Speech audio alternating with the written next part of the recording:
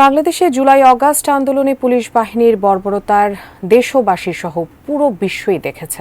এবার পুলিশি বর্বরতায় সরাসরি রাজনৈতিক সম্পৃক্ততার প্রমাণ পেয়েছে আন্তর্জাতিক মানবাধিকার সংস্থা হিউম্যান রাইটস ওয়াচ, যেখানে উঠে এসেছে আন্দোলনে পুলিশ অফিসারদের ভূমিকা রাজনৈতিক নেতারাই ঠিক করে দিয়েছিল। বিস্তারিত ইশতিয়াক হোসেনের প্রতিবেদনে।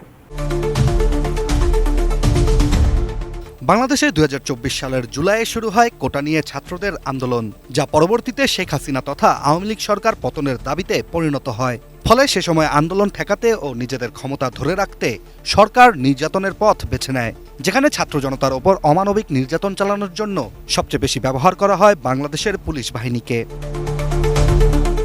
পুলিশের অত্যাচার ও সরকারের কঠোর সব নীতির তোয়াক্কা না করে সাধারণ ছাত্রদের আন্দোলনে যোগ দিতে শুরু করে আমজনতাও। ফলে ৫ আগস্ট ছাত্র জনতার সম্মিলিত আন্দোলনে পতন ঘটে আওয়ামী লীগ সরকারের। এরপর থেকেই একে একে বেরিয়ে আসতে শুরু করেছে জুলাই আগস্ট আন্দোলনে সরকারি ভয়াবহতার সব তথ্য। RICL TMX, যুগের পর যুগ স্থাপনা থাকে মজবুত। আন্তর্জাতিক মানবাধিকার সংস্থা হিউম্যান রাইটস ওয়াচ ২৮ জানুয়ারি ৫০ পাতার একটি প্রতিবেদন প্রকাশ করেছে, যেখানে জুলাই আগস্ট ছাত্র জনতার আন্দোলনে পুলিশি অ্যাকশনের পেছনে রাজনৈতিক হস্তক্ষেপ ছিল বলে অভিযোগ উঠে এসেছে।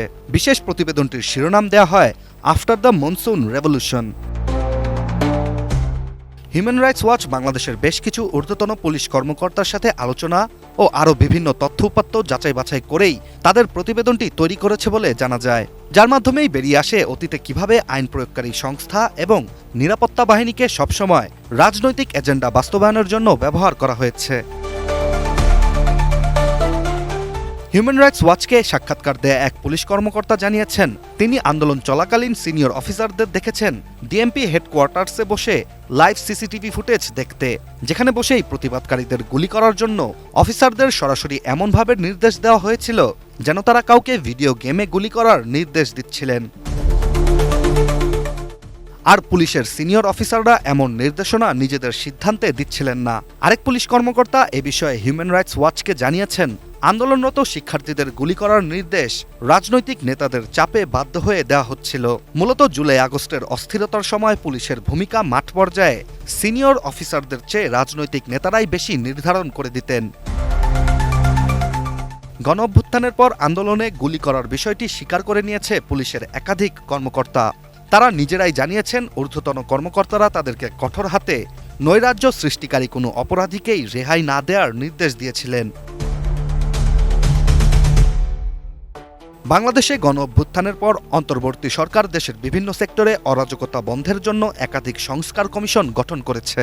এর মধ্যে আইন প্রয়োগকারী বিভিন্ন সংস্থার সংস্কারে কাজ চলছে।